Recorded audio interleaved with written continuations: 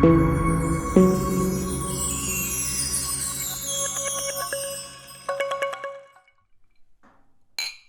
episode 1. To episode 1, baby.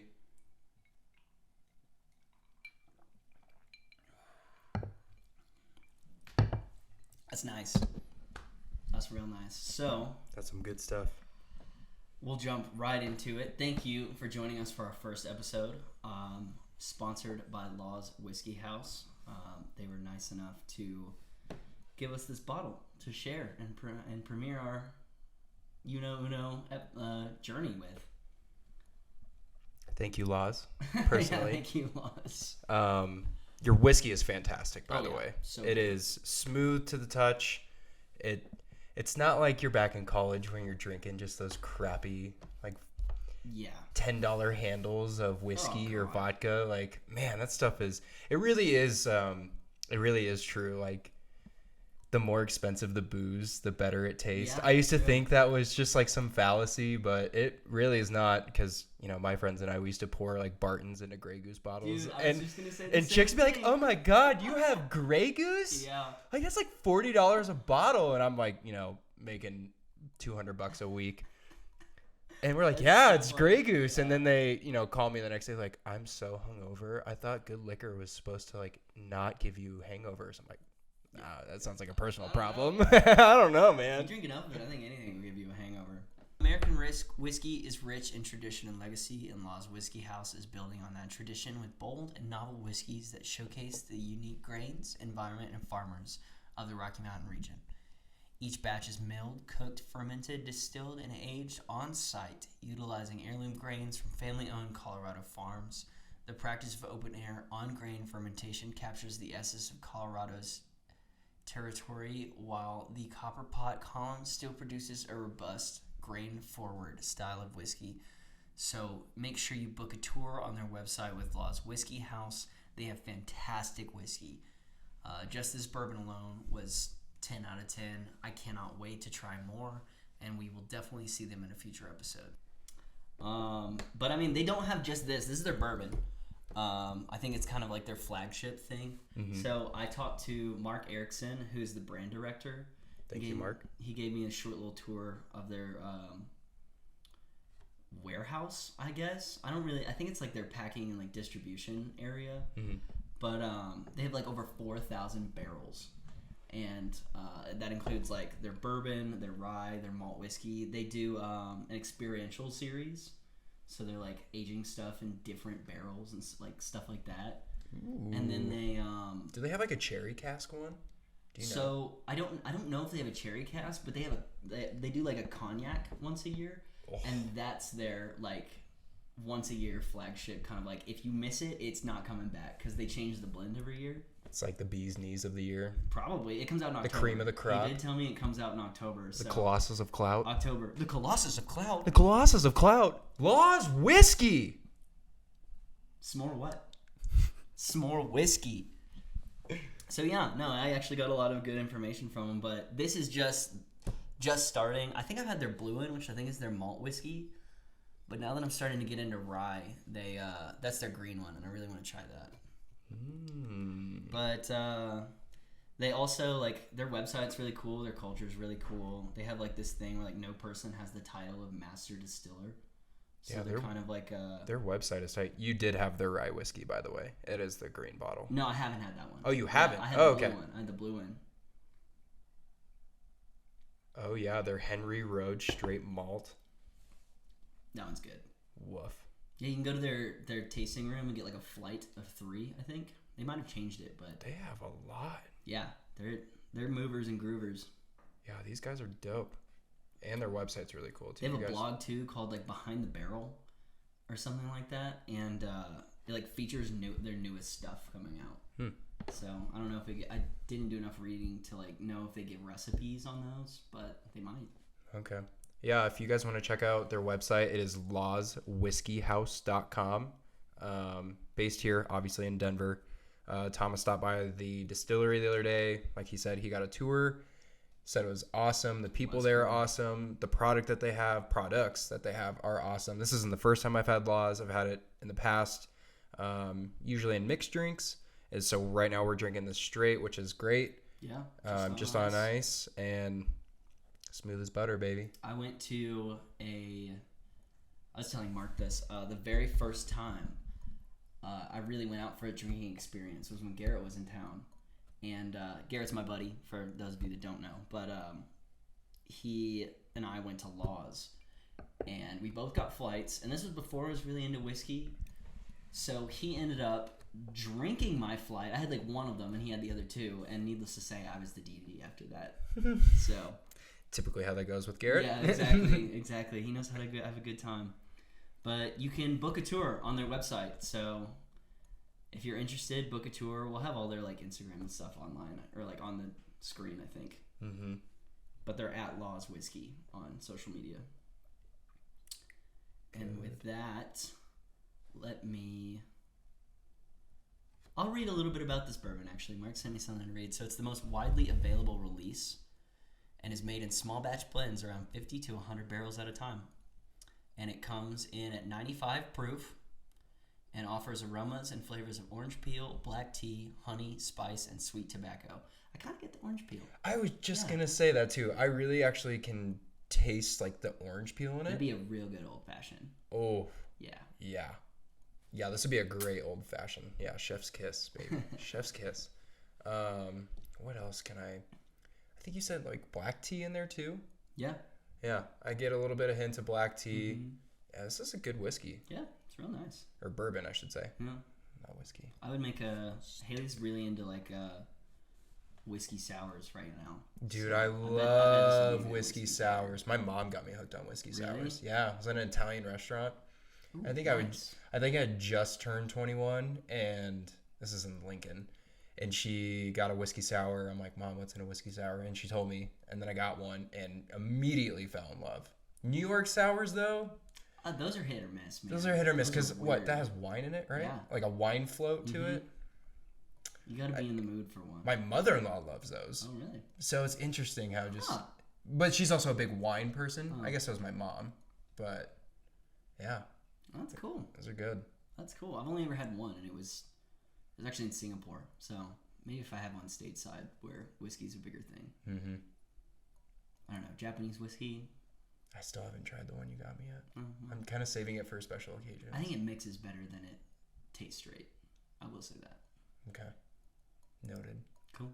I'll have to have you over and just have you make me drinks all night. Oh yeah, I'll do it. Tell him. That'd be cool to include. Tell him fucking face down on the couch. That'd be cool to include in future episodes where it's like you have a little segment where you're making the drink.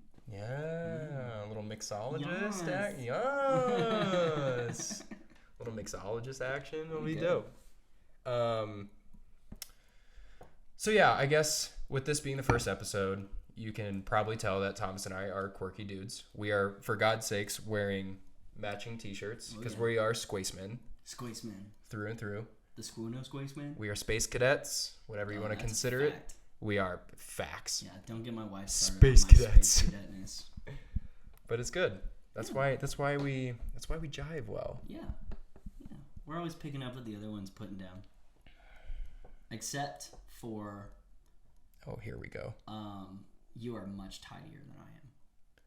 Well, that's just like you're like everything has a place, and I'm like I'll throw it in the corner and I'll know exactly where. But dude, you know what? I kind of respect that because I wish I could get to the point where I could just throw shit anywhere and just be like, yeah, it's there. Yeah. But my natural just OCD and like fear of losing stuff and having to replace it and spend more money always times I have to look for my keys, just uncountable. Always gets the best of me. And we just had some friends visit here in Denver this weekend. She forgot her passport, actually her entire purse in my wife's car, and then my wife drove up to Winter Park and they had to fly out at like 1 p.m. Mags couldn't leave Winter Park because she's doing training for. And that was like her only ID. Yeah. Oh. She lost her driver's license the week or a couple weeks beforehand, and she just had her passport's in the car. I'm like, dude, okay, wow. Please tell me you have some sort of ID, like virtual on your phone, and that should get you through. They got through. The phone boarding pass and stuff like that. Yeah. That's the only way they do it. When we went on our Asia trip, like 4 out of the 6 airports we were in, you just had to have everything already pre-uploaded on your phone. So that was kind of cool. That's how it was. I enjoyed that. That's how it was when Mags and I went to Turks and Caicos last April. Yeah. Everything was every country has it figured out. I was like, okay, this is fine. Like, just total dad move, walking through the airport with like a folder with like. You got there like 5 hours early too. No, it wasn't like 5 hours early. It was like 4 hours early. Still. that is because that gave me an excuse to drink at the bar longer. There you go. Fun fact, kids. That's a big power move. Fun fact. To do that too. Yeah. You always gotta at least have.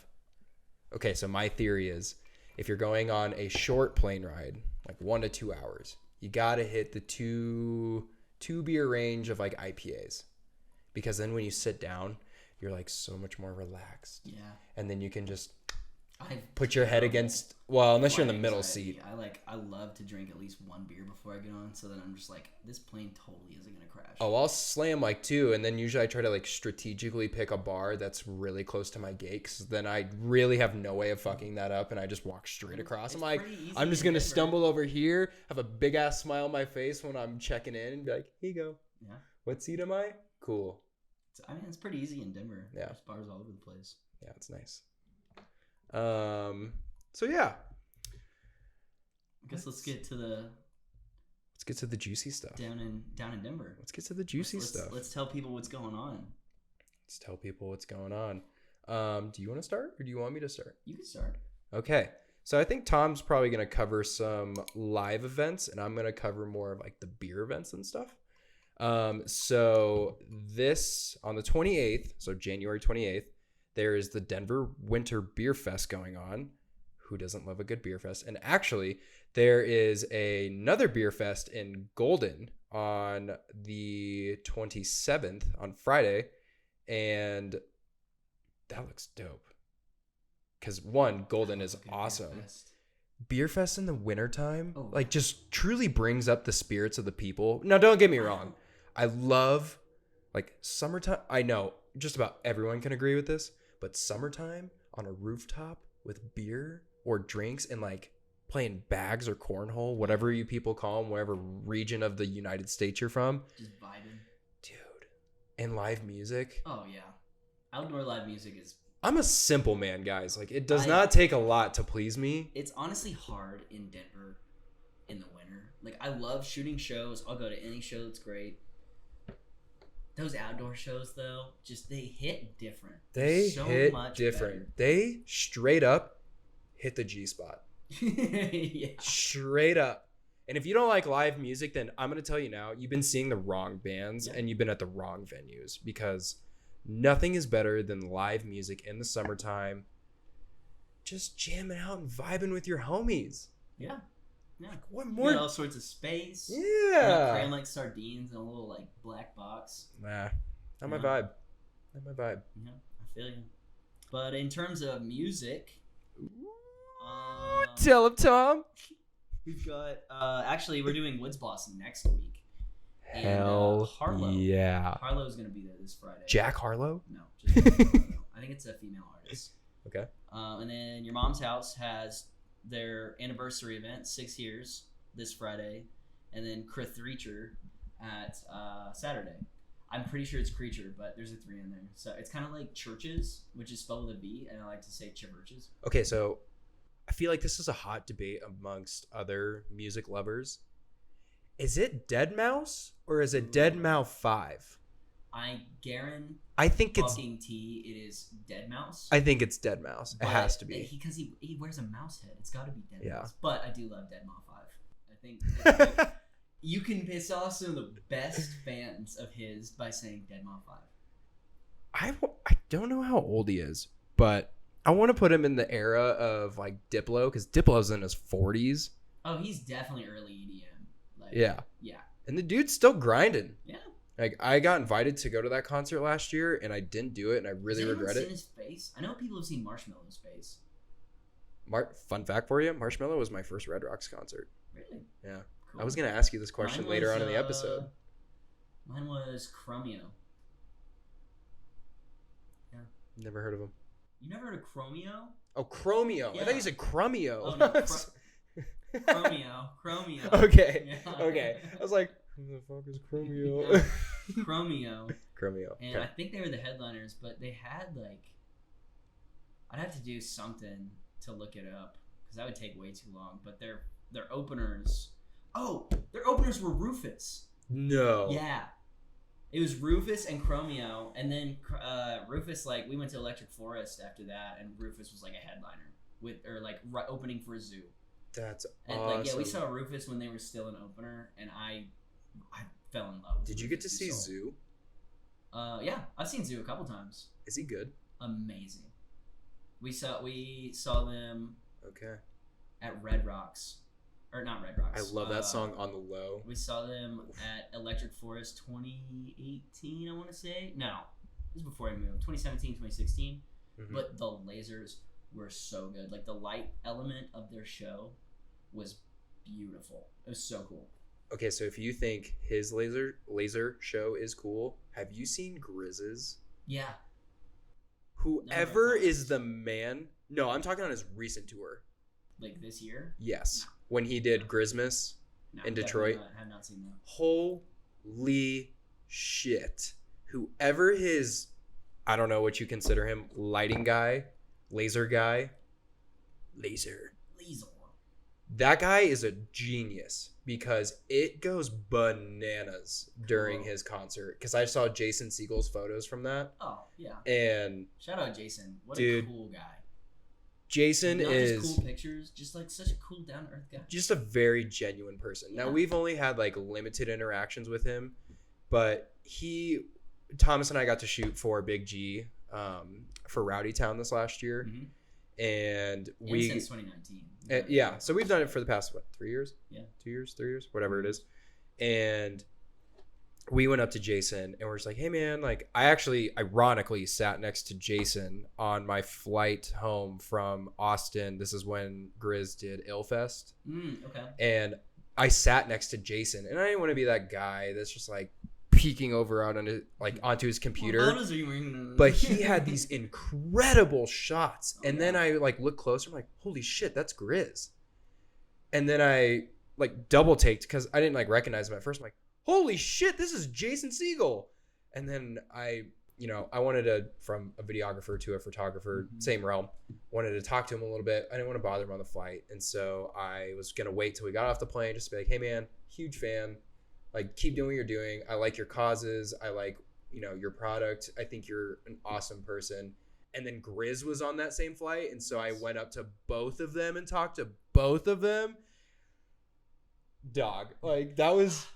I was trying not to fangirl and just trying to keep my cool. But seriously, both of them, Grant and Jason, were such genuine people. And they actually asked me about my trip. And they asked me what I do. And they were just so open-hearted and warm. And we respect the shit out of that. From photographer to videographers Sometimes it's almost like more fun. Not saying that artists aren't fun to hang out with. But it's almost like more fun to talk and geek out with like the photographers and the videographers. Yeah, because they get it because they've probably been at that point too. Exactly. And like Hudson for Big G, same way. Like so down to earth. I met some guy at the Your Mom's House show I shot last week. And I actually met like at least 4 photographers at that show. But half of them were like, oh yeah, I totally see your stuff. Like, you're doing some awesome stuff. And I like fangirled out for a second. So I was like, thank you. I respect you. So like, that means so much. For you to tell me that, like, cool, I'll keep it going. Yeah. We're all just one big community. Yeah. And it really like build those people up. Because you never know like what connections you're going to make with other photographers, videographers, even artists. Like they can see that and they can pick up the vibes because their photographer will tell them like, hey, don't ever work with this guy. He's a dick. They're like photo video. I could definitely, they probably work for some publication. Like there's no way that they're like up front at Red Rocks all the time working for themselves. Maybe, but like there's a couple people at that last Rowdy Town show that we worked with that I was like, I don't know your name, but I don't know if I ever want to like work with you. Yeah, you know what I mean? Just like clearly be a genuine human being. Like if you're up front and you run in front of me when I'm trying to get my shot to take the same shot, It's kind of a dick move. Oh, yeah. We both experienced that firsthand. Spatial awareness is real easy. Like, I get it if it's a tight area. Yeah. But it's fucking Red Rocks. Like, but yeah. You got all this space. We joked about this on our mock episode, but we were talking about how, as a photo and video person, if you are in the crowd, for the love of God, please be nice to us. Because you might even end up on the video or pictures. You'll likely wind up in it if you're nice. If you're nice to us and you show you're having a good time, 99% of the time we're going to get you on film. I know that there's that and one time. And what influencer on Instagram doesn't want to be featured? There was that one time that you, some dude almost knocked the gimbal out of your hand and then tried to blame you for it. Oh, he smoked his head on the top of my gimbal. And I was like, what? And he's like, bro, what the fuck? I'm like, get out of my way. Respectfully, get out of my way. I'm hauling around 20 pounds worth of camera gear, holding it above my head. Yeah. So I don't smoke. So I don't smoke you in the head because my gimbal, I have a DJI RSC2 and it has 2 handles. So it looks like this. It's real nice. So, I can raise it, I can lower it, and all that stuff. So if I'm going through the crowd, I typically try to raise it above my head so I don't hit people with it. Because 1, I don't want to ruin my own camera gear. And 2, I don't want to smoke someone in the head because then I'll feel guilty, which is fair. Yeah. Because I don't want to smoke you people in the head. I want you to enjoy your concert. But I also want you to without a concussion. But I also want you guys to nicely get out of the way. Anyways, we'll move on from that. I just want to say one more thing for Down in Denver. Wake Up and Live, Dave's band. Well, it's more than just him, but that's how we know Wake Up and Live is through Dave Halchak. But Wake Up and Live and Luna Shade are doing a show together at Serves on Cervantes, that is, on the 4th. And I don't care if I get to shoot that show or not. I'm going. Yeah. I love Dave. I love Wilson. I love Luna Shade. They played at our wedding. I will be at that show. Well, when we dive into this next section, we'll talk a little bit more about Lunar Shade because they have just an incredible spot in Tom's and I heart. Nothing but hearts for Lunar Shade. Dude, those are the real. I'll say this real quick. Those dudes are the realest people on this earth. They are so kind. They give a shit about their audience, the people that they interact with at shows, the staffing. Andrew's always working the merch table. He wants to meet all these people. They're so cool, and even their significant others are really nice, and it's we'll dive more. We'll get there. We'll get there. They're awesome. So yeah, that's pretty much what's going down in Denver this week. We'll dive further into those more as we progress through the series. Yeah, you'll hear a lot about various artists that we know. We're just dipping our toes in the water here, people. Trying to hook you. Yeah, we're trying to hook, line, and sinker. Give you a little fish hook. Tom is a floppy little fish. Anyway. Let's get down to the meat. So this next section, we normally, since this is our first episode, we do not have a guest lined up at the moment. Normally we would be talking with Laws and their head, either the owner or the head distiller. Yeah, is that the correct terminology? The head distiller. Since they don't have one, it would be whoever they would want to put. Whoever their spokesperson would be. We'd be interviewing them. Because I'll take this second to. Gonna refill the soul a little bit? A little bit. Oh, turn up on a Wednesday. Feeling good on a Wednesday. Isn't that South Park? When Randy tells Stan that he's Lord. Dude, I can't remember. I just saw it today, so I know it is. But feeling good on a Wednesday. Feeling good on a Wednesday. So let's get down to business. Let's get down. Give me one more night. One more night to get this. So we're going to talk about the foundations of Uno, the background a little bit. Then we'll get into how you and I met. The people have been asking. So 2016, I was diagnosed with testicular cancer. And my now wife, my lovely wife, and my mom were like, hey, turn this into something really cool. you know, like turn the negative into a positive. Yeah, don't let this hold you down. Like turn it into something that's like life changing. So it has been, but we decided to do a music festival in Tulsa for like, it was a charity music festival. So like the proceeds went to actually the Testicular Cancer Awareness Foundation, but it was called the Blues Ball. Like you get it, instead of blue balls. I got it. Just switch the S. Yeah, you get it. But so we actually had a lot of like turnout. Shout out Ken Lane. I don't know if he'll ever see this, but it was like a marketing guy who was also a bassist in one of the local bands, and he got like 1 million people to jump on board. So what went from like 3 artists for this festival turned into like 8. It was awesome. That's dope. So yeah, we did it. I even performed at it, me and my buddies. And I think we raised over like $2,000. Ended up donating like over $2,000 to the Testicular Cancer Awareness Foundation. It was cool. So that was humble beginnings. And then we moved out here.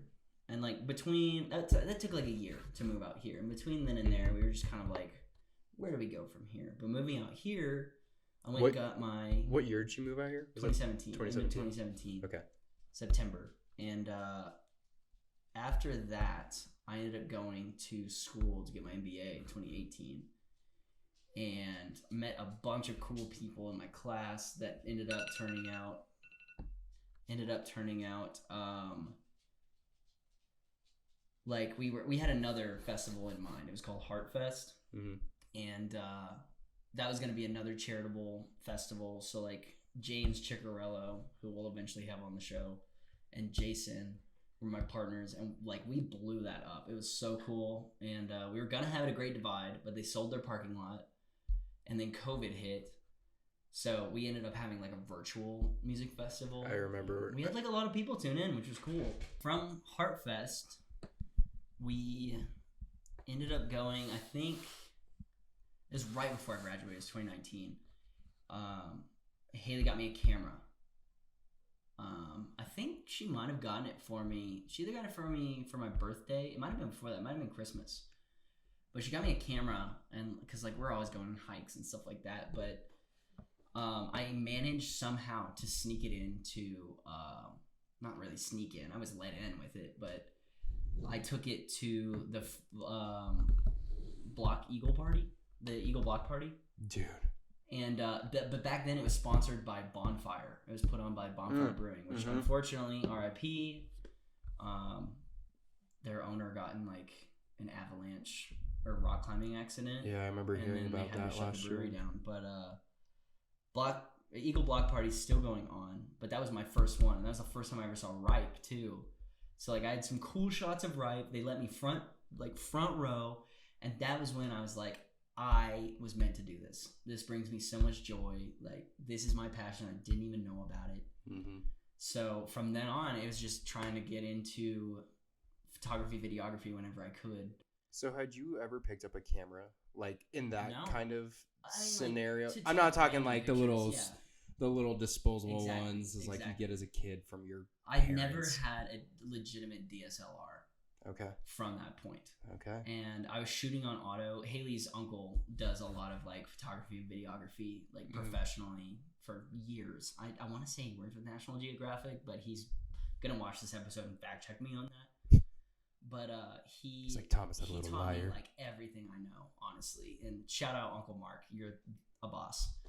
But he was like, shoot on auto, figure out your settings, and then go to manual and try to replicate that, and then just play around with it and do a lot of reading, because there's like this whole like triangle of like ISO, shutter speed, and f-stop that you can mess around with and like get the right settings you want. Mm-hmm. So from then on, it was just a lot of trial and error. And then that was a D3400 Nikon. So those things are meant for beginners, for sure, because they do not do well at night. Mm-hmm. So fast forward, I didn't actually get that camera until after I met you, so maybe we don't want to fast forward that far. But I was just shooting a lot of shows. I don't think Uno technically made money the first like year. It was LLC'd in 2019. Mm-hmm. But that's no problem. I think every business kind of starts off that way. Like every entrepreneurship goes somewhere kind of thing. Mm-hmm. But yeah, we didn't start making money in 2019, and then we started getting like paid shows, which is great. Mm-hmm. My advice, honestly, to viewers that are wanting to get into photography and videography is like, work with someone who will work with you. If they've got something that, like, I did it for free tickets basically, and that was totally fine in our first year. And then after that, after you've built a portfolio out that like you're proud of and people want to see, then like the offers will start coming. They'll be like, oh, you really did a good job on this project, and like we want to hire you. And that almost happens without you even paying attention to it. Mm-hmm. Like, it happens in the background. Yeah, you don't even know who's viewing your stuff until some like random person comes up to you and is like, hey, I really want to hire you. Because that's kind of what happened with, I don't have a good example right now. But would it be Float? Oh yeah, Float. Well, we hired Float. So we actually did another festival. We did meet Float before then. Like mm-hmm. we saw them at UMS, Underground Music Showcase in Denver. Mm-hmm. And we were like, this band's fucking tight. Like they're so cool. Yeah. It's like 6 guys. Mm-hmm.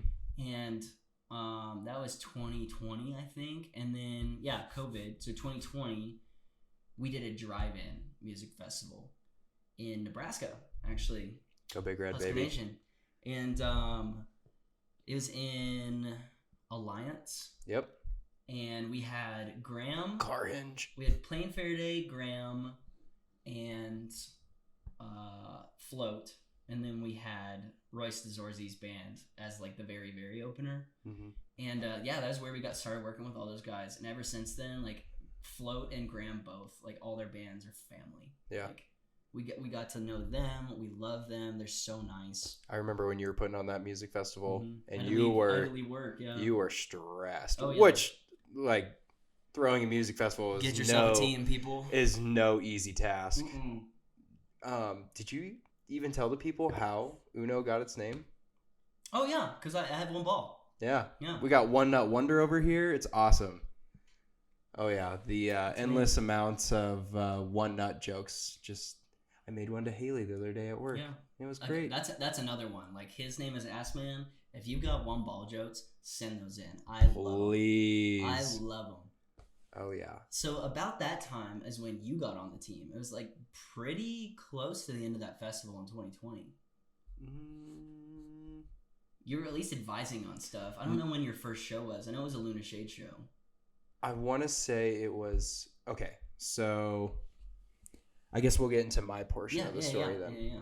So Thomas had started Uno at this point, and he had just gotten done with his master's degree. And him and I both met at a startup company. I'm not going to name the company, but we both got started at this athleisure startup company.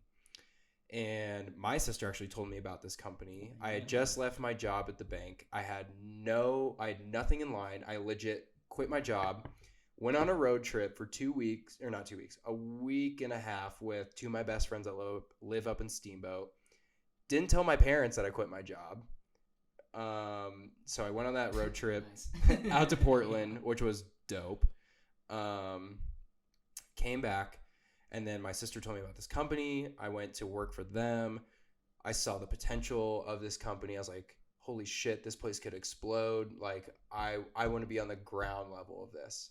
Well, it's very cutthroat at this place because they're not offering a lot. They weren't offering a lot of full-time jobs. It was mostly just like, I'll call it contract labor at that point. Oh, or like 1099. At that point, it was definitely 1099. Yeah. So it's like you're not guaranteed work, but you weren't even guaranteed 40 hours. Yeah. So it was just like, hey, come in when we need you. Here's when we need you. And then after that, see ya. Yeah. It's like, okay, that's fine. And so it was a means to an end. I remember the day when Thomas came in because I was already like trying to like prove myself that I want to work for this company, and there was other people there that were doing like probably like 10 other people there that were doing the same thing because there was like, yeah, we want to get in on this. Yeah. And so Thomas and I are the first interaction we had together is so Thomas's friend who he went to grad school with brought Thomas over to where I was, and we were building cardboard boxes, which like I don't even know how to describe. really it's like working at a pizza place. Oversimplified work. Yeah. And so we're sitting there building boxes, and he comes up, and he's, Brandon introduced, or his friend, I guess I can say his name. Yeah. Brandon introduced him to me. I was like, oh, great. Another person, even with a master's degree, to compete with here. Like, my shot's blown. And I just had this connotation at first, like, who is this curly-headed fuck that I have to compete with for a job here? And so, we're sitting there, we're building boxes for, I don't know, probably like an hour. And we started, just chatting. And I was like, oh, you like this? Yeah, I like this too. And I was like, oh, you're from the Midwest? Oh, no way, man. Like, I'm from the Midwest. And we're just going back and forth. We're like, dude, we have so many commonalities. This is insane. Yeah. I'm pretty sure we got a beer after work that day too. Probably. I can't remember like fully, but I know we hung out at some point that week, and I had told Thomas, so he gave you guys a rundown about his, like, when he got his first camera and everything. So I got my first like legit camera from my mom. Mm-hmm. So my mom, she got into photography, let's see, probably about 15 years ago now. And so she's got an impressive setup of gear. Yeah. And so she gave me my first my first camera was a Canon Rebel series. I think it was an i7 or something like that. I have it in my drawer. But anyways, so I would just, I was in college when she gave it to me. I think I was a senior in college. And so I would go I really like nature photography. So like when Maggie and I first came here for a trip, we went to Evergreen, we went to Stanton, however you people say it, Stanton State Park. I was taking really cool pictures there. But I wasn't into video yet at that point. I was just strictly pictures. Right. And so Thomas was talking to me at the startup that we were at. He's like, hey, did you say you like photography? I was like, yeah, man, I do. It's a hobby of mine. I'm not a professional at it, but like it's a hobby. He's like, cool. How do you feel? He's like, I have a company, and he's like, I'm looking for like another person to help me at events. How would you feel about going to this? I was like, okay, that's fine. And I didn't want to step on your toes because he is the photo guy. I'm the video guy at this point. So we got I was both, and like felt kind of like I was bringing you into the fold. So. Yeah, it's a nice yin and yang balance, which is cool. So the first show that I went to, I had a GoPro Hero 7. I still have it, and my first show was at Globe Hall, shooting for none other than Luna Shade on a GoPro Hero 7. So the footage did not turn out. I had just started doing video though, and I feel like you were using my camera too at some point. You had to have been. No, there's no way I was using both cameras at once. On God, I was using the GoPro the entire time because I remember that I had it on like that extender arm that I have for it. And I remember just like trying to get close. I was like, this is kind of weird, man. I feel like I'm just intruding on their space because Globe Hall's stage is tiny. Oh God. Like you can't get on there. It's all side shots and up front shots, which is fine, but it's tight. Yeah. And so I just felt, especially with I think they were a 5-person band at that point. Like they were taking up the whole stage. Yeah. The whole stage was occupied, which is great, but I actually started doing legit paid photos with Luna Shade. So it's actually pretty funny that you look at that. Luna Money Shade, starts rolling in when Ass Man walks in the door. Let's go. Luna Shade is like the start of Uno. Dude, that's what I'm saying, or like what I was alluding to earlier. Luna Shade holds such a special place in my heart because they are, not only are they homies, their music is incredible, and like they're just such cool people. They are just so down to earth, and Ish just had a kid. Yeah, congratulations, Ish. Congratulations. Hopefully Andrew's getting married. I know. Congratulations again. Andy's popping off. We shot his first music video for him. Lion Lab. Yeah, dudes. He said they're starting a podcast too. No way. Andy is with Johnny, who was like, he was their bassist for a couple shows. I don't know if he's not still with them. I don't think I ever met Johnny. Johnny's Lou Font. No, wait, I did. I met him at was it Woods Boss? Probably. That sounds right. Yeah, I think I met him at Woods Boss. Yeah, dude, he shreds. Yeah, but they're gonna start one, and they reached out. on Instagram, and they were like, "Yeah, let's do like a collab." And I was like, "That's easy. Let's do it." The collab action, that'll be fun. But anyways, so shot my first concert on a GoPro Hero 7. Thomas was a saint. He was nice. I mean, our relationship or our dynamic is we give each other so much shit, but it's out of pure love. Mm-hmm. Sometimes there's little daggers, but that's okay. Yeah. That's not a true best friend if you can't throw little daggers and be honest with them. It's not personal. Yeah. But after that show, I went back to Nebraska and told my mom, like, I cannot and will not shoot another concert on a GoPro. I'm ready to drop some cash. Let's go buy a camera. So she took me to Rockbrook Camera. Nice. Which is, I think they're only in Nebraska, but they're an amazing camera store. Wow. The employees there actually give a shit about you, and they will be like, okay, what are your needs? What are you trying to get to? How have you gotten to that point? And where can I point you in the right direction of gear? Cool. And they do trade-ins and all this stuff, dude. They have so much cool shit there. It is worth the stop in, even if you're just browsing. We should do a sponsorship with Mike's. Because Mike's out here, it sounds very similar. Mike's is cool too. Going to like Best Buy or something, they don't even know anything. But yeah, that was over Memorial Weekend. I then used the camera to do promo for we'll call them a brewery. I'm not going to name drop them, but we did promo for them. I'm trying to think of how to describe it to you without giving this away. Let's just say, I shot promo for them. They didn't end up using it, and I was sad about it. Such is life. It seems like that happens all the time. And I came back, and Thomas was just over the moon. He's like, "Dude, you got this camera?" And I know exactly what you're talking about. I now, which is what we're recording on, I have a Canon EOS RP. It is an amazing camera that gets good low light for concerts. We have like a reversible screen on it. It's a DSLR. It's a dope camera. After that, you inspired me to get my next camera, which was the D500. Because I'm still a Nikon boy at that. Yeah. And then recently, I got the Sony, and light years ahead. Your D500 is massive. It's a beast. It is heavy. I have it. I know you do. I'll pick it up. We'll show the people. Keep talking. But yeah, I came back after Memorial Weekend, showed Thomas the new gear that I got. He was stoked, and then it's just been building up. Oh yeah, here it is. It's about as big as this bottle. It's heavy. It's very heavy. It's not as heavy, or it's heavier than the bottle, I think. But yeah, and then ever since then, we've just been slowly building up the arsenal of camera gear, which has been great. We got the drone. We got the gimbal. I have the DJI RS2. Dude, that thing's a beast. I can't wait to get to the third generation one, which I don't want to get too nerdy with you guys here because we are explaining the Uno origin. But they have like these new viewfinders. It's all carbon fiber. It's like, dude, their shit's awesome. Yeah. And DJI doesn't miss. Yeah.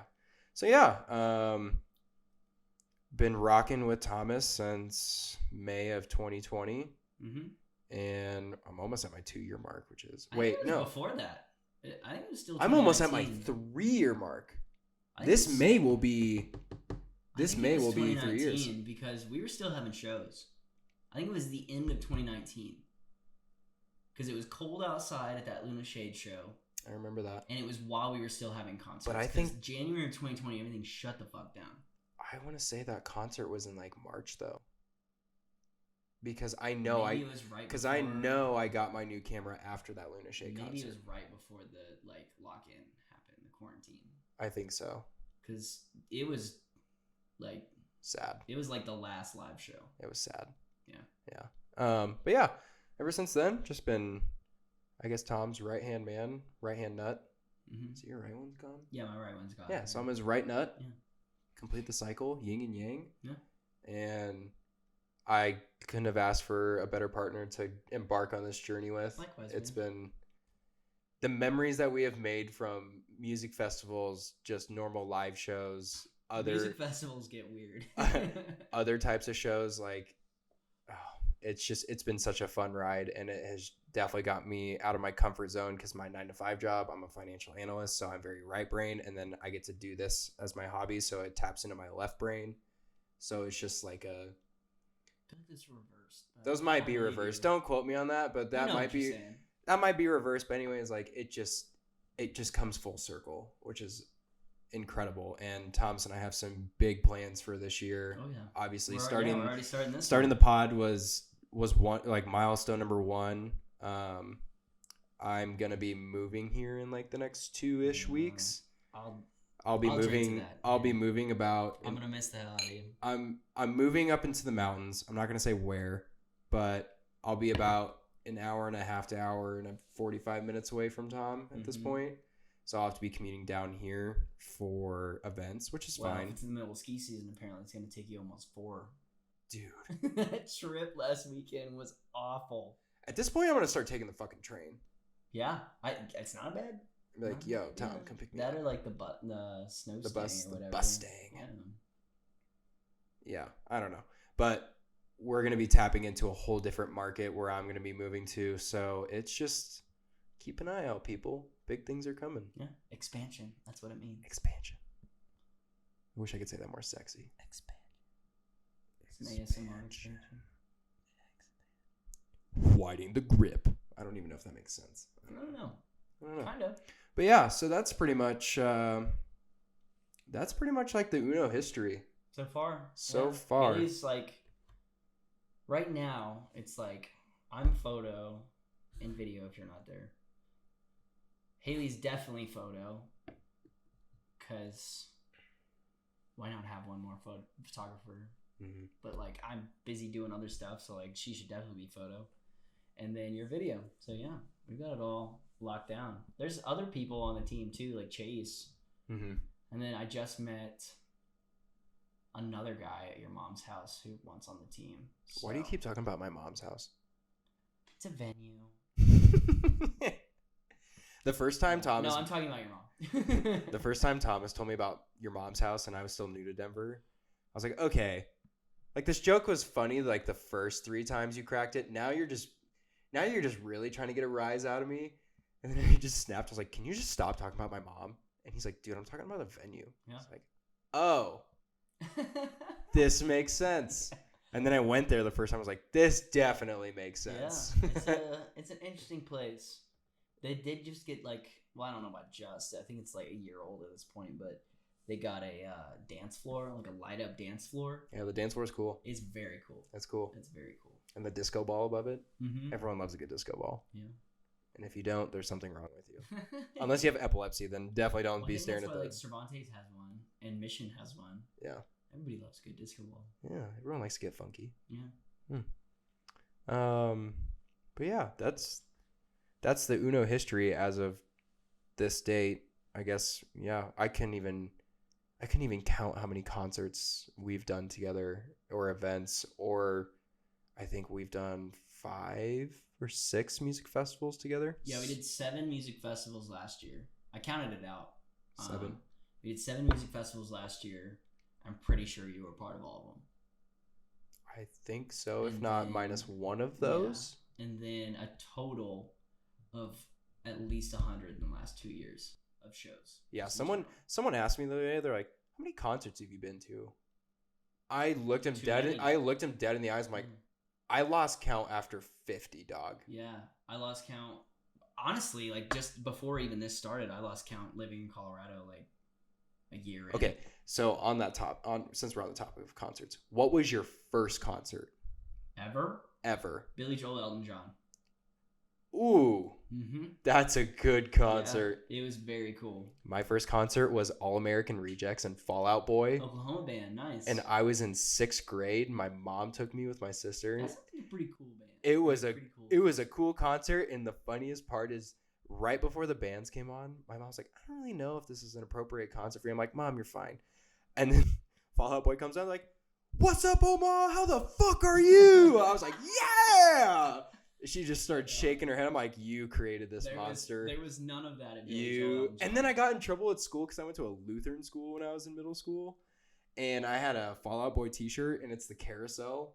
and it's someone jumping off of it. And they sent me to the office and told me to change my shirt because that insinuated suicide. I was like, okay. I can see the point, but I get it, but I'm also like in 6th grade, so I'm just like, yeah, it's just a concert shirt. It's like, come on, man, like I got to jam at this concert. I went to an Episcopalian school, and we had uniforms. Ooh, that's a tough sell. Didn't have to wear ties until high school, but you didn't wear ties in high school? Yeah, but we could wear Birkenstocks. Oh, that was like the justification was like. I mean, I forgot my tie plenty of times and then just put a hoodie on over my dress shirt, but because you could wear like school spirited stuff over your stuff, so I just forgot a tie and did that. But I mean, we had free dress days, but lame. Yeah, uniforms, not it. Yeah, I went to the public high school, and you get the stereotypical person who rolls out of bed wearing Cookie Monster pajama pants and then just like a hoodie. I'm like, what are you doing? Yeah. Like, at least like a little presentable to the world. I get it, we're in high school and we don't give a shit, but after my education, I totally understand why people, like, they taught us to respect dressing up and, like, show up as your best kind of thing. I get that. But now that I'm on my own as an adult, you're like... I dress down every time. Like, the only time I really dress up is, like, a really nice date night or, like, a formal event. Yeah. I don't dress up. You want to look snazzy. Like, it still feels good to dress up, but I had the same thought too because when I in sweats and a flannel any day. Because when my first like legit job out here, which I mean, I still had to dress up in my previous jobs in college because it like related to my degree, but I was a personal banker out here, and so I had to wear like suit and tie every day. Yeah. For the first month, I'm like, I feel like a business professional. After that first month, I was like, fuck this, man. One, my dry cleaning bill is out the roof, and they don't comp you for that. And two, I'm just like, I'm uncomfortable. I work in like sweatpants every day. I feel like a bum.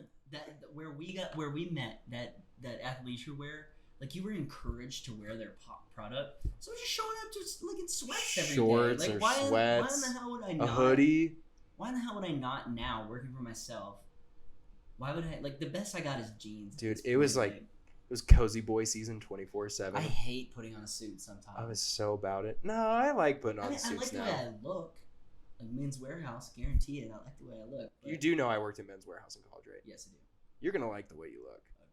Man, my favorite was during prom season because you get all these stupid high schoolers coming in, and they were like, "I don't know what I want to wear." I'm like, "Do you like James Bond?" I'm like, yeah. You want to look like James Bond? Yeah. All right, cool. We're gonna put you in like a black suit or tux, black tie. You're gonna look sleek, and you're.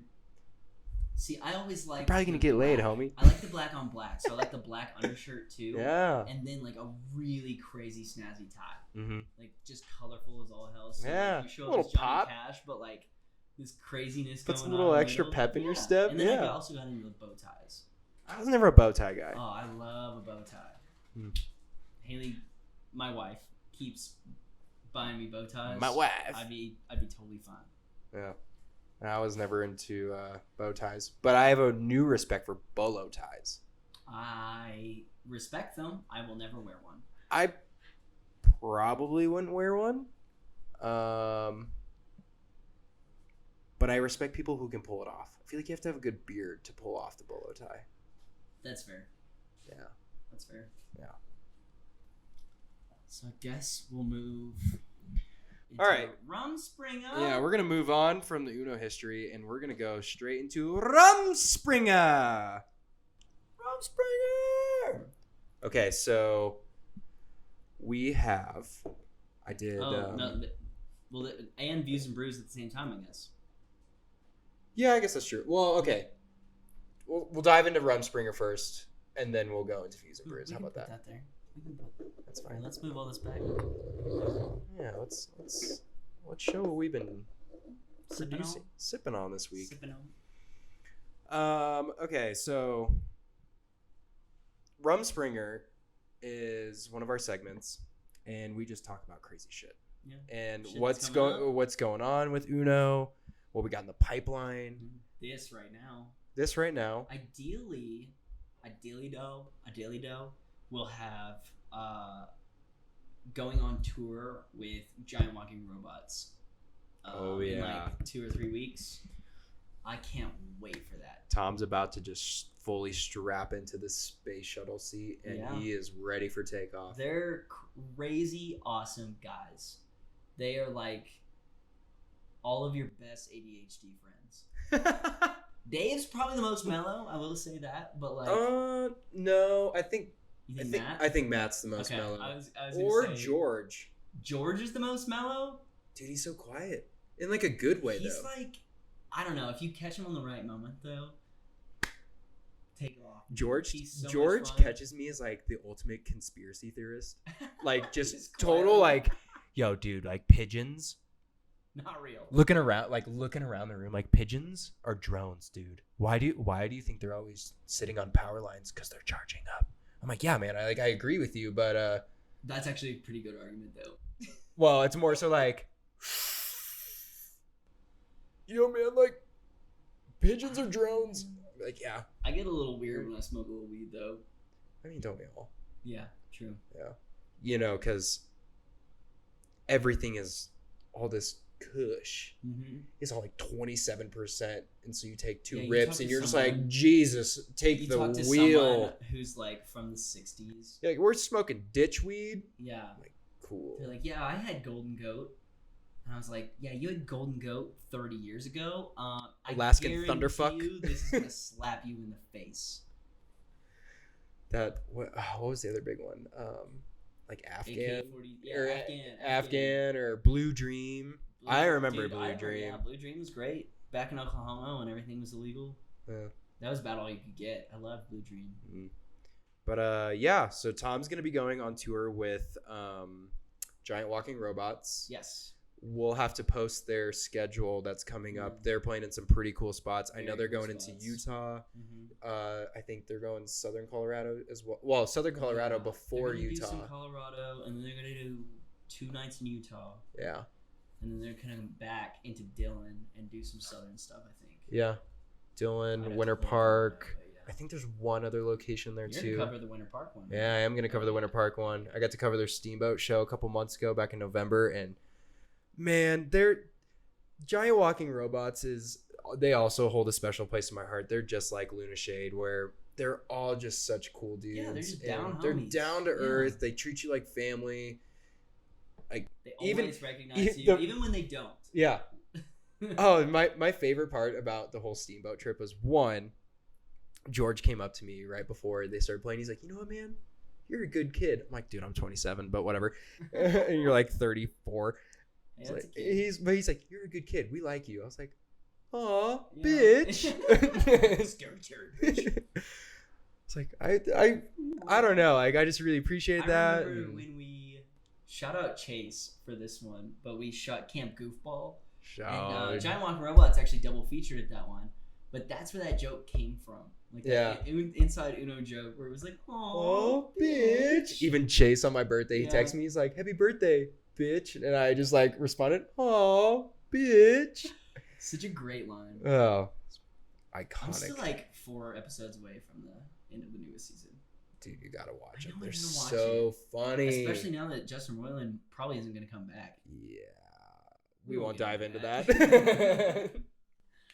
That's going to happen. I'm pretty sure we're going to do Sonic Bloom.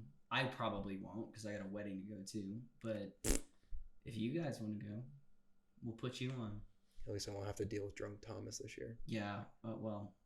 Thomas has that's this. Putting it lightly. Thomas has this special, I'll call it festival laugh. And it's just this. That one time.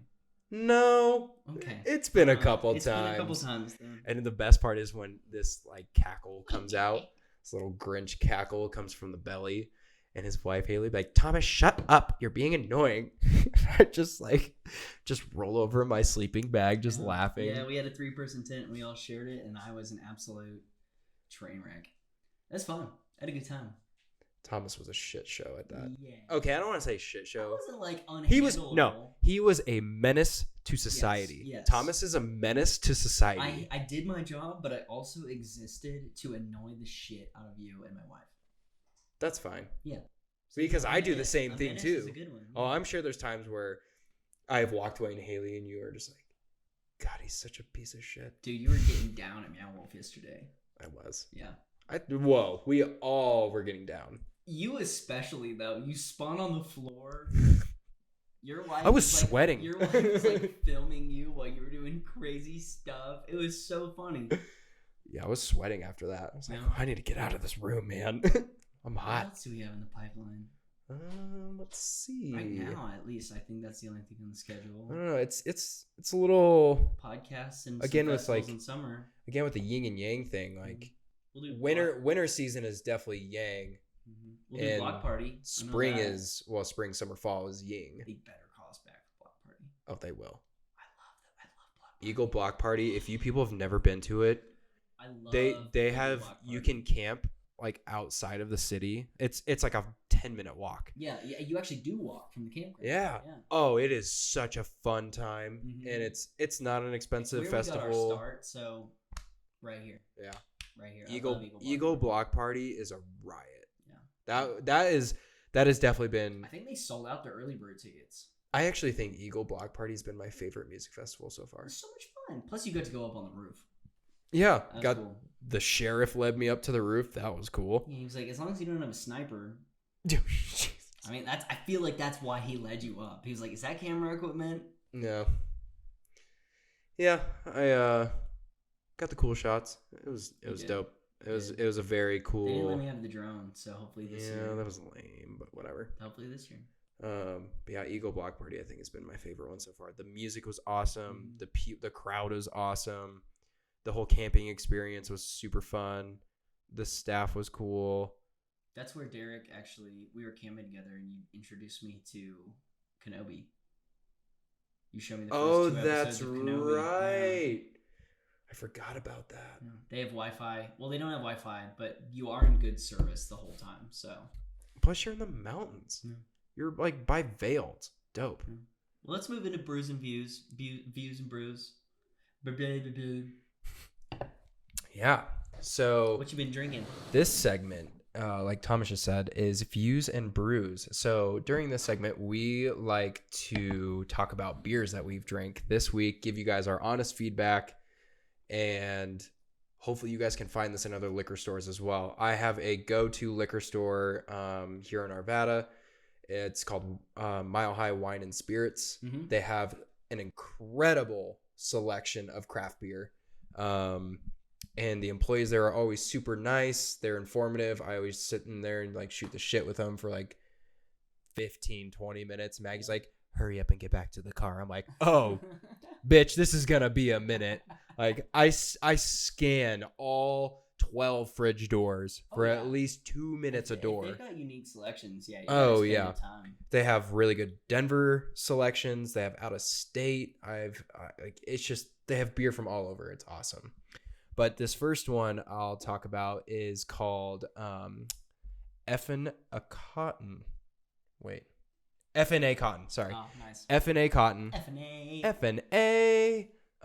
This is from Something Brewery. Something is located in Brighton, which is northeast of Denver. And we'll have an episode with them soon. We will have an episode with them. We're excited. Super excited. These guys make, pardon my French, these guys make fucking incredible beers. Oh, yeah. Some of the best out there. And they're just so unique with their beer, which is awesome. Their can art is always fun. I kind of want to tell you guys a secret about their can art, but I almost don't want to. I'll save it for the something episode. But if you get a chance to buy their beer in a liquor store, do it. This is the cotton candy. This is the cotton candy IPA, which has been makes no sense, but it's so good. Yeah, Thomas and I had this beer for the first time last summer, and we were at the brewery, and we got a flight. We're like, all right, let's try this cotton candy because we think it'd be like super, like overly sweet, but it is such a good balance, and it's, oh my god. Guys, I have no idea how else to describe this beer. We ended up getting a full pint of it afterwards because it was so good. Oh, we got a full pint and then got it. I think I might have grabbed 2 4-packs at that point. I know I grabbed and so I saw this the other day at the liquor store. I was like, oh yeah, I'm gonna grab one of those. I'm gonna drink it. I'm gonna talk about it, and I love it. Yeah. And like we said earlier, Shouldn't work. We're gonna do an episode with something.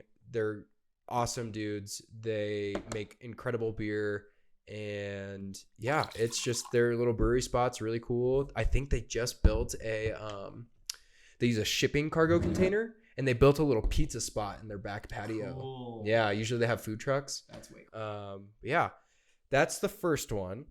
And then the second one that I had was the Hometown Coffee Stout from Westfax. Westfax is actually right down the street from Thomas's house. I love this brewery and I love this beer. And to be honest with you guys, I've never really been a big stout person. Mm-hmm. And over this last year, I've just started to, I'm like, Derek, you got to expand your horizons. Are you going to go to the same restaurant and order the same cheeseburger every time? No. I'm going to try the chicken sandwich this time. And daring today, aren't we are daring today.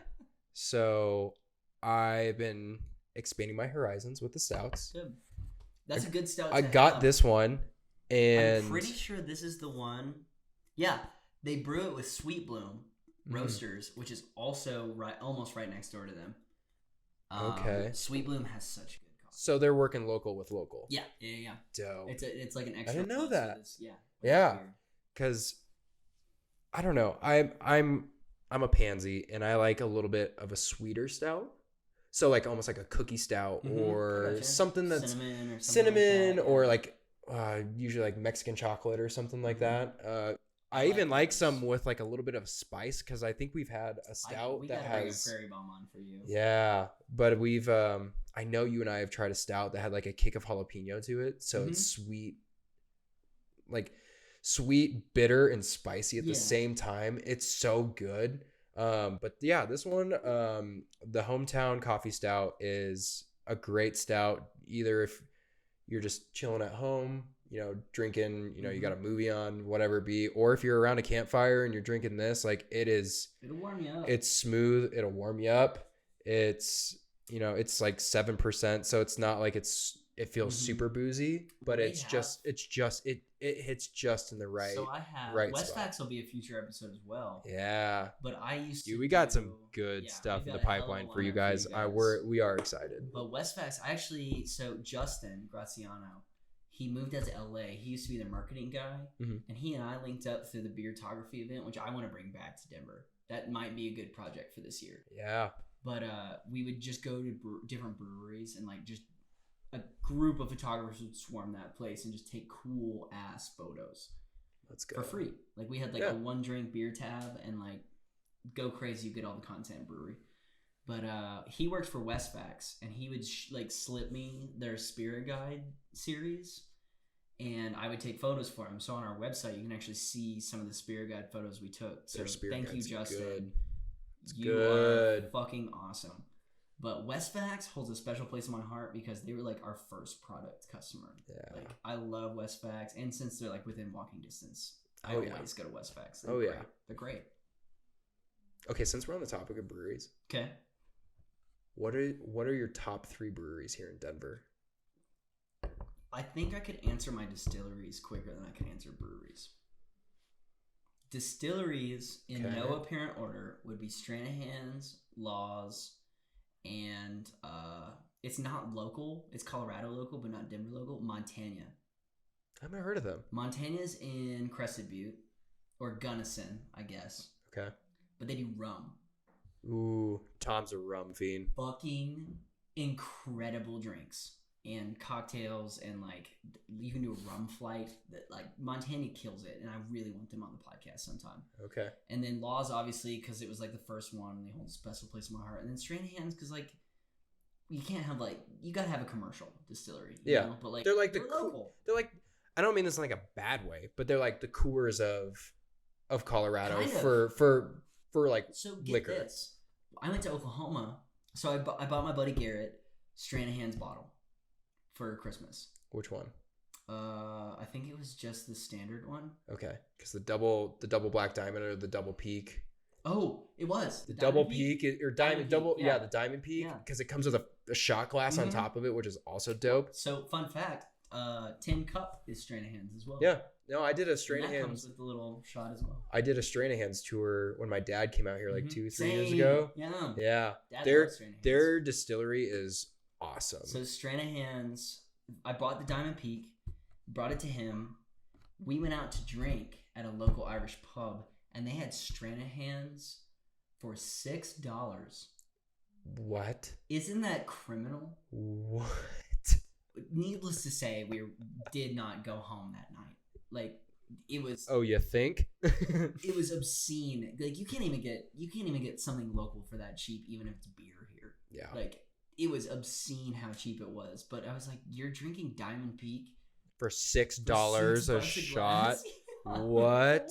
So we just got doubles all night. Yeah, it was like, how much for the bottle? $36? It was probably. That's insane. Yeah. So underrated distillery. This one definitely is an underrated distillery. Oh, Laws is definitely underrated. Laws has so many options for how good they are and unknown they are. Mm-hmm. Like, I don't think you could get a bad whiskey from them. No. And then, not at all. Montana, yeah. Okay. So but breweries, I don't know. I would have to do some research and get back next episode. Okay. So what about yourself? It's funny how, again, back to the yin and yang thing. Thomas is usually more of the liquor drinker, and I'm more of the beer drinker. And I have to give a quick shout out to my best friend in Nebraska. His name is Connor. He is the one who truly got me on the craft beer train. Oh, yeah. Well, can we say his name?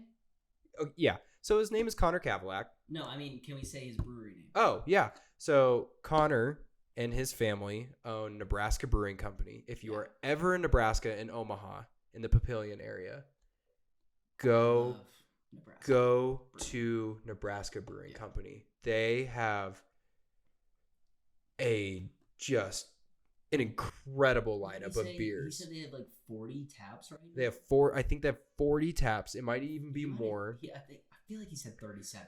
But he was 47. It's somewhere in the 40s range. Yeah. But they have awesome beer.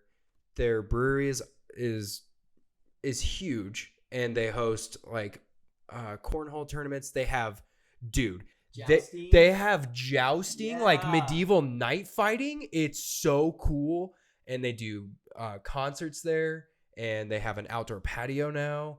They go sponsor or they go put up their like brewery tents at Husker games and at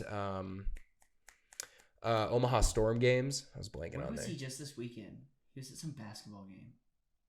No, he was going to Pinnacle Bank Arena tonight, but that wasn't for a brewery sponsor. Oh, okay. That was for his podcast sponsor. But also, thank you, Connor, for giving us advice on how to start off. Yes, thank you, Connor. Even though I hate pumping your tires, but like, thank you for the advice, because you tell this kid he's doing great at something, his head gets as big as a fucking hot air balloon. Yeah. I've tried to shit talk him, and he's like, dude, I love you, but you're really making me want to shit talk you back. And he just destroys you.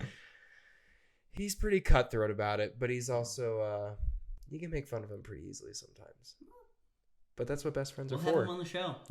We will have Connor on the show at some point, and you guys will be like, wow, I understand why you guys love him, but also hate him at the same time. We don't actually hate him. But no. So Connor is the one who got me started on the craft beer train. And since then, I have just loved craft beer. And, being from Nebraska, everyone's like, what do you mean it's not a Busch Light? I'm like, because I have taste buds, man. Dude, you and the Busch Apples, though? Okay. I will defend the Busch Apples for a second. If you're floating, this is a very specific answer.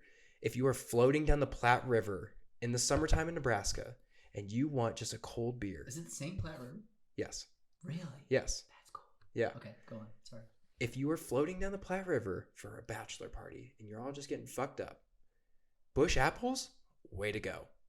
Yeah. Or someone brings a case of the Busch Apples and just regular Busch, so you can kind of flip flop, because they do get a little sweet towards like the end of your drunk or beginning of your drunk. I don't know. But yeah, so Connor got me started in the craft beer game, and moving out here, with Denver being a craft beer mecca, I fell in love with Four Noses. Oh yeah. I used to live. I want to get them on the I used pod to bad. live in Thornton, which is close to Broomfield, which is where they're located. And I think, the first beer I had from them was their Bout Damn Time. Such an easy drinking. It's a good flagship. It's an easy drinking IPA. They're like 7%, so you drink like 4 of them, and you're flagships. Yeah, you're feeling good. And then I had their Pump Action. And their Pump Action that's one of the best favorite beers. One of the best pumpkin beers. It is a tie, honestly, for me between Wick for Brains from Nebraska Brewing Company. Sounds good. And Pump Action. Those are the 2 best pumpkin beers I've had so far. My comment on that is when Pump Action came out when we moved here, it was like 9%. Mm-hmm. Loved every second of every drink of that. Now it's like 7, upper 7s. They like changed their the recipe has changed a little bit.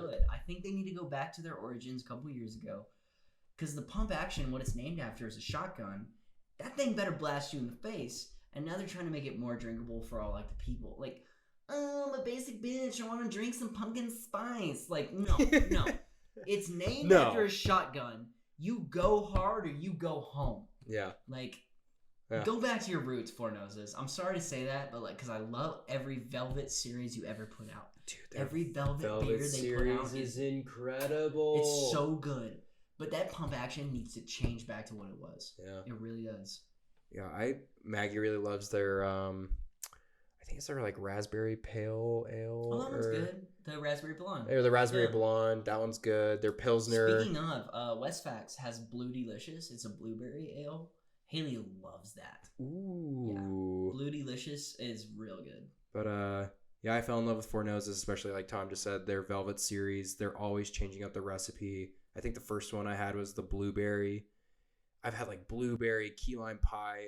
I slapped the table when I drank that because of how good it was. Strawberry banana, peach. Oh, the peach velvet, the peaches and cream one? Yeah. Yeah, that one's good. That was good. They make so many velvets now. It's kind of hard. Yeah. Oh, the pineapple. Pineapple. I'm not a big pineapple person, but that one was good. I actually took a picture. We do have a picture of it. I'll put it up on the podcast, but I had the pineapple velvet where I look exactly like the guy from the Yeah, I remember we were walking out of that. And I was like, Tom, you got to pose in front of the I applied for a job with that picture. Yeah? How did it? I know. Okay, whatever. It's like, at least let me be a model then. Yeah. I think my second favorite brewery would have to be New Terrain. Is it the proximity or the beer?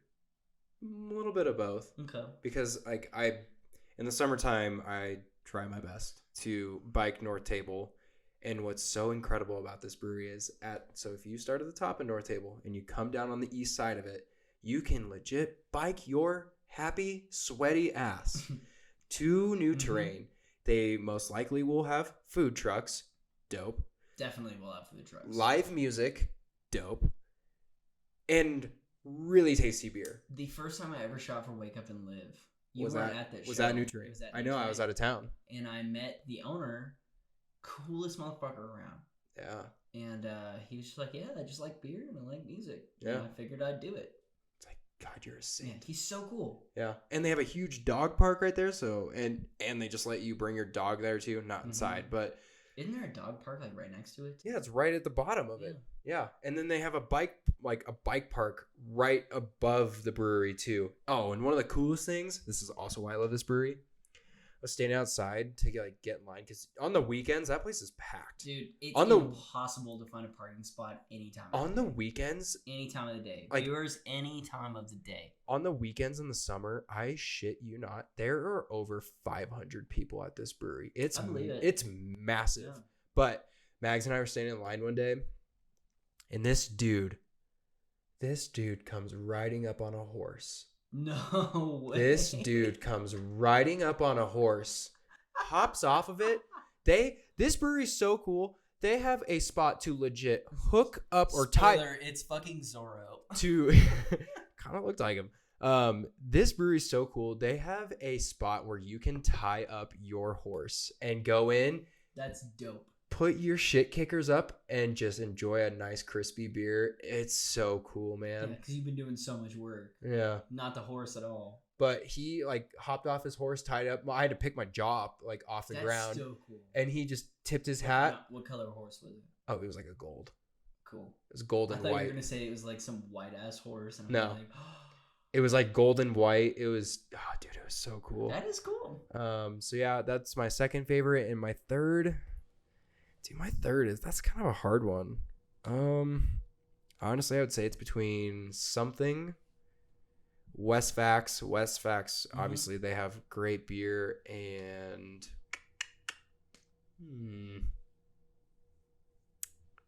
honestly, the third option for me is just like a rotator.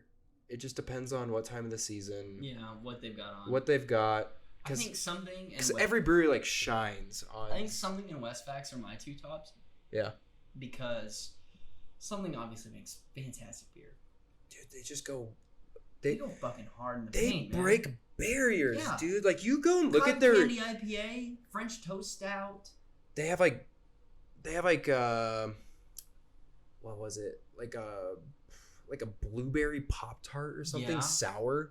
Now I'm not a sour person, but I tried. I was like, dude, this is so good. Well, my buddy Porter. I don't want to mention my favorite beer from something because I want to save that for the episode with them. Yeah, same. And I'm going to tell you people now, when we talk on that episode about something and I name drop this beer, I want you to go to every single liquor store and buy every single can of this beer because it will change your life. My buddy Porter got me hooked on something because he brought in their sours and like their slushy type of IPAs, or not IPAs, but their slushy type of beers. And after that is when you and I went. I was like, this fucking beer is so good. I remember we were just like, something's good. Westfax holds a special place in my heart. I love Westfax. And then I think I'm like you. I don't really have a third. I would say that those aren't ranked. I will say that, but like, I don't have a top three because there's just so many to choose from. Yeah. It's like, I think even something in Westfax might rotate out depending on the season. Yeah. It's all sliding scale. Yeah. It's all sliding scale. Well, Porter, he really loves Weldworks because of their sours. Weldworks makes a good variety of beer too. Are they the ones that do Juicy Bits? Yeah. Yeah. Juicy Bits is a great IPA. Well, I even had this was like a month ago or so. I had their Girl Scout Cookie Stout. Ooh, I need to try that. Yeah. Is it Thin Mint or Samoa? It is Samoa. Yeah, or Caramel Delights. Caramel Delights. I stand behind that. It's like the whole. The recipe is different for both of those. No. Yes. No. I did research on it. Yes, it is. You're so full of shit. No, Samoa's. This goes. Samoa's have more coconut, and Caramel Delights have more caramel. Okay, I can see your point. They actually are different. But this also falls the same. This falls in the same category of, do you call it a bomb pop or do you call it a rocket pop? Don't get me started on that. It's bomb pop. It's a bomb pop. Yeah, it's bomb pop. Yeah, people who's but like, it's a rocket pop. I know people are gonna comment on this and be like, no, it's fucking rocket pop. I'm like, no, it's not. It's a bomb pop. Look it up. Look it up, people. Blue, red, and white. Red, white, and blue. What are you, a psychopath? Yes. Blue, white, and red. Oh man. Blue. All right, so that was a very long tangent on Views and Brews. I love it. We hope you guys like this section because this is one of my. We're passionate about our beer. This is one of my favorite sections of the pod because one, I get super jazzed about going to my favorite liquor store, talking to those guys and gals there. I don't know, man. I like it's you just call them out too. Like, I don't have a liquor store that has everything. If you go to Mile High Wine and Spirits in Arvada and you see Molly in there, shoot the shit with her. She's awesome. Every time I have gone in there, the past probably 5 times, she's in there, and she gives me so many good recommendations, even with wine too. That's funny because I go to Molly's Spirits and it's probably not the same Molly. No, probably not.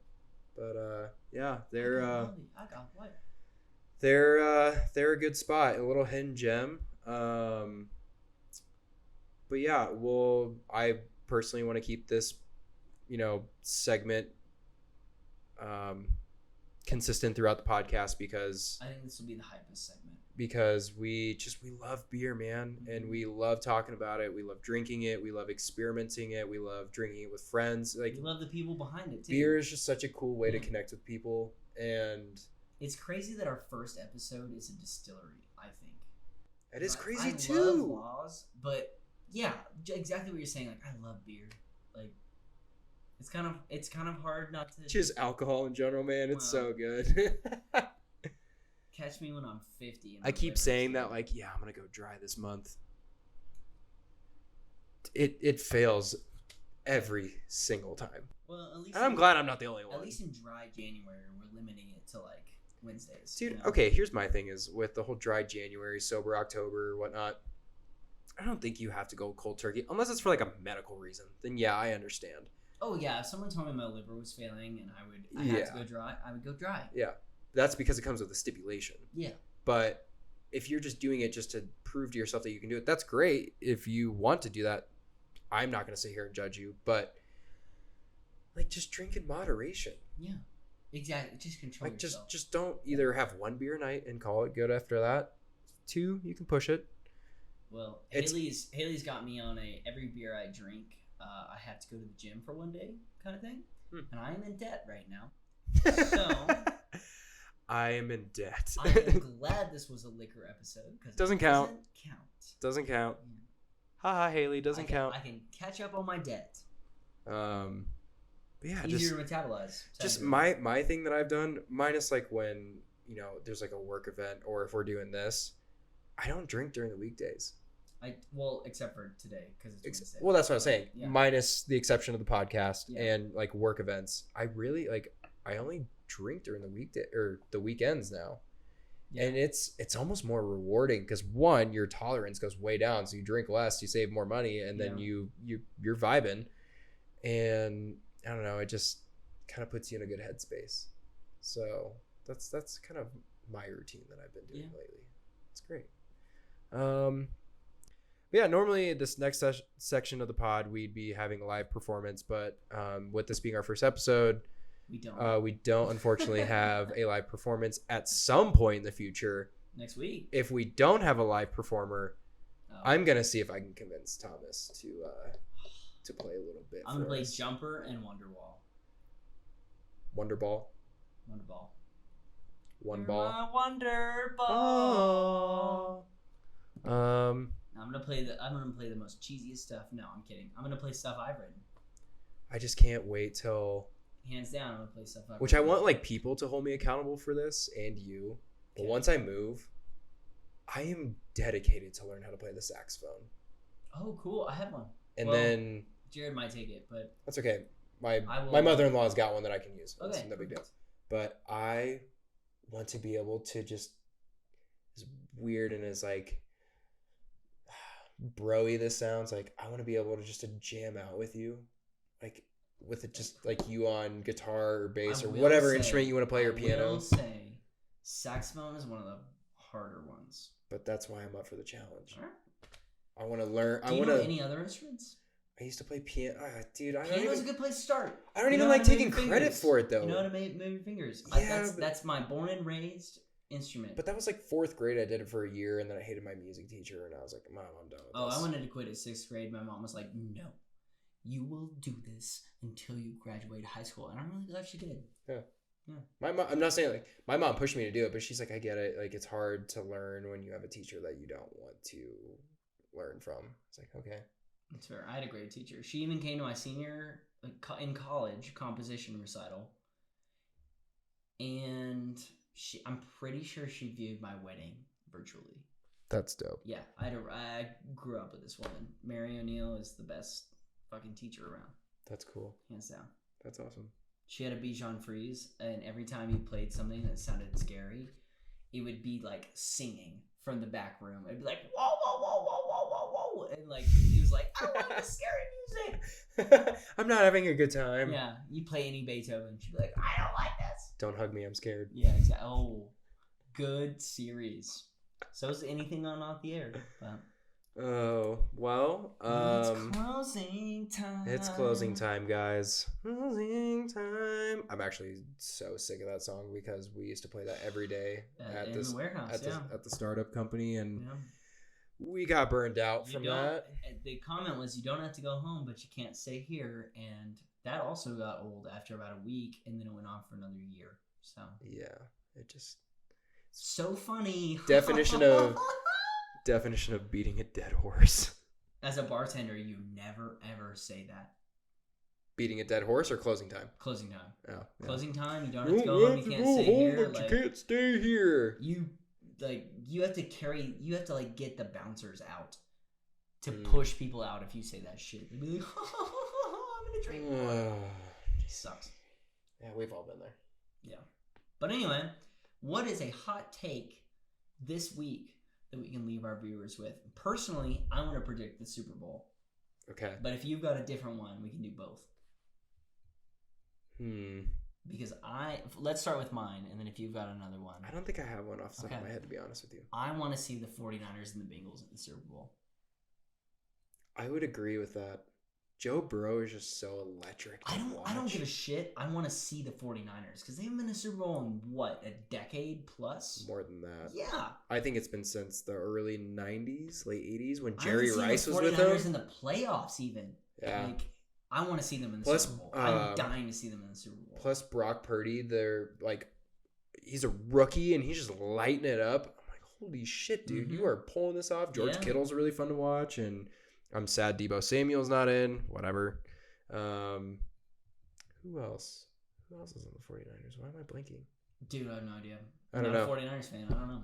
But the 49ers, they're electric, and I would appreciate seeing them in the Super Bowl. Same with the Bengals. Fuck the Chiefs. If you're a Chiefs fan, you need to reevaluate your life because we're gonna lose some viewers on that one. Yeah, I don't care. Well, okay, we're Denver sponsored, or not sponsored, but we're a Denver local podcast, and the Chiefs are a divisional rival. I have no problem with the Chiefs, especially Patrick Mahomes. He's a great guy. His family. Yeah. That's going to cause a division right there, too. But, his wife showered other rivals in last Super Bowl with champagne before the game was even over. Yeah, his brother did some crazy shit with a restaurant, and, he was you know who I am? I'm Patrick Mahomes' brother. The big controversies, he was dancing on, it was a player that had passed away. It was like a memorial thing. I think he was on the Ravens. What? Yeah, and he was dancing on the dude's number. And just, I'm sure Patrick went home that night and was just like, you fucking idiot. Patrick's a great quarterback, and I think in his tenure, I have nothing against Patrick Mahomes. He's talented as shit. I think in his tenure, he will give... By the way, we're not a sports podcast. Yeah, we are not a sports podcast. I think in his tenure, he will give Tom Brady a run for his money. Yeah, I could see that. If the Chiefs... If Brady ever decides to retire. But he could be 60 and just running his numbers up. You know what I mean? And just get crippled in one game. I would love to see that. He did lose to a team that missed 4 PATs, so that's fair. I can't really disclaimer him. But that's fair. I have nothing against Patrick. I have nothing against the Chiefs. I just really hate all the flack that his family's bringing him. Yeah. And that's the reason they can't go to the Super Bowl again, because they're just gonna wild out again. Yeah, I don't want to see the Chiefs in the play. Well, they're in the playoffs, but I don't want to see them. Who are the playoff teams? So it should be Chiefs, Jags, and good luck, 49ers. Jags. I'm butchering this right now. Who's it next? 49ers, Eagles. That's gonna be a good game. Yeah. 49ers, Eagles, Bengals, Chiefs. Bengals, Chiefs. They're gonna get it out of the way right now. That's going to be an electric... Actually, both of those games are going to be electric. To see Burrow deliver. I want to call it 49ers Bengals, but the Chiefs are going to put up a battle against the Bengals. I mean, if it's 49ers Chiefs, I keep saying that the Eagles aren't going to put up a fight, but that's going to be a good game too. I think the Eagles are going to take it. I think if you really think the Eagles are going to take it? If you want my true honest opinion, and I hope this is not the case, I think it's going to be Eagles Chiefs. I'm going to say 49ers Chiefs. 49ers Bengals. I'm going to do the opposite of you. I think it's going to be Eagles Chiefs. Let's call it. That way we're both 50-50. If I had to put money on it, but I do want to see Bengals 49ers. Bengals 49ers would be so cool. It would be. I think Eagles Bengals would be cool too, or 49ers Chiefs, but we'll just have to see. Yeah. Again. 49ers Bengals, that's my vote though. What's your vote? Eagles Chiefs? No. That's not my vote. What's your vote? My vote is also with you, 49ers Bengals. That's what I want to see, but I think it's going to be Eagles Chiefs. What do you think it's going to be? I think it's going to be Eagles Chiefs. Eagles Chiefs. Yeah. I think it might be Eagles Bengals. Hmm. I would love to see 49ers Bengals, but I think it's going to be Eagles Bengals. Hmm. If anyone's going to put the Chiefs in their place, it's going to be the Bengals. They're tough. I really thought the Bills were going to take down the Bengals, but they shit the bed. We have a fun little story from last weekend where a 10+ party at this bar we were at. We were all watching the game. We're in Winter Park. And they were just a hooray, hooray! Just every time a touchdown was scored. And I kind of want to see someone put the Bengals in their place. But we both have a really good friend who's a Bengals fan. Mm-hmm. So I would love to see the Bengals. I just don't want to ever meet those fans again. Yeah, at least Eads is like a good Bengals fan. Oh, yeah. And he sends the funniest memes too. Oh, God, you're going to make me hooday? Wrong chat. No. Wrong chat. No, right chat. Oh, Jesus. Yeah, I don't really know if I have any other debating topics with you. IPAs or stouts? You know the answer to that one. IPAs, yeah. IPAs. IPAs. All right, well, if we're going to wrap this up, then let's give another shout out real quick to Law's Whiskey House. Thank you so much for having us. Thank you, Laws. Thank you so much for supplying this. Clearly, you can tell this is going to last a while. Or not. Or not. You know me. We've already almost gone through like a quarter of this bottle. You know me.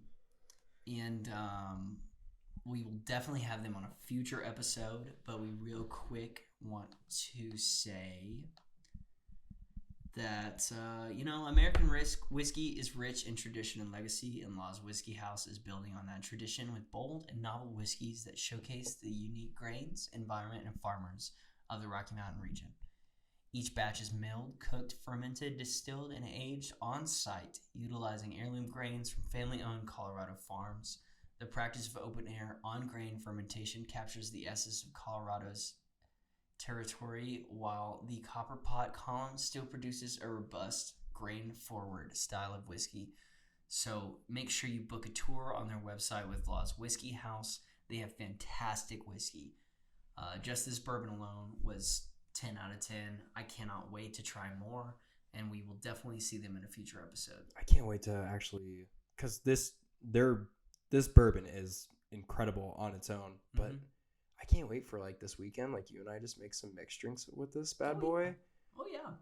Oh, I can't. Ooh, this would be a good. I'm gonna make an old fashioned. Not saying like it's a tailgate whiskey or bourbon, but if you have this in the back of your car and you're taking a little lunch break down at Mary Jane, yeah, you best believe They need to make shooters.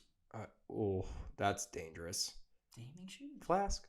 Yeah, they need to make shooters. Pour it in a flask. I think they need to make shooters because you could just get a little orange juice.